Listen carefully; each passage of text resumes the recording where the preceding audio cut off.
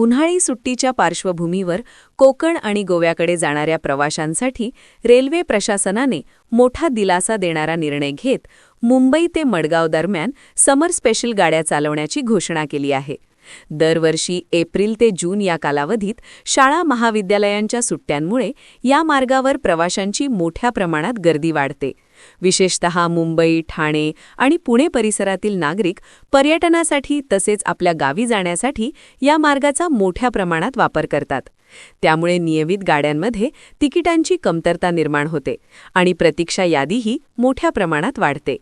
या समस्येवर उपाय म्हणून अतिरिक्त समर स्पेशल गाड्यांची सोय करण्यात आली असून यामुळे प्रवाशांना तिकीट उपलब्ध होण्याची शक्यता वाढणार आहे.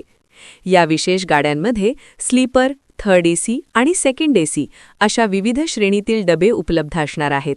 त्यामुळे सर्व स्तरातील प्रवाशांना त्यांच्या सोयीप्रमाणे प्रवासाचा पर्याय निवडता येईल.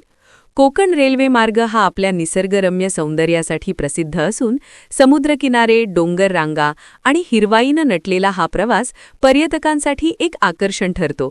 त्यामुळे या गाड्यांना केवळ प्रवासासाठीच नव्हे तर पर्यटनासाठीही मोठी मागणी असते. समर स्पेशल गाड्यांमुळे या वाढत्या मागणीचा ताण काही प्रमाणात कमी होईल अशी अपेक्षा व्यक्त केली जात आहे. रेल्वे प्रशासनाच्या माहितीनुसार या गाड्यांचे वेळापत्रक, थांबे आणि आरक्षणाची माहिती लवकरच जाहीर केली जाणार आहे. प्रवाशांना अधिकृत संकेतस्थळ आणि मोबाईल ॲपद्वारे तिकीट बुक करण्याचे आवाहन करण्यात आले आहे. याशिवाय प्रवासादरम्यान स्वच्छता आणि सुरक्षिततेच्या नियमांचे पालन करण्यावरही भर देण्यात आला आहे.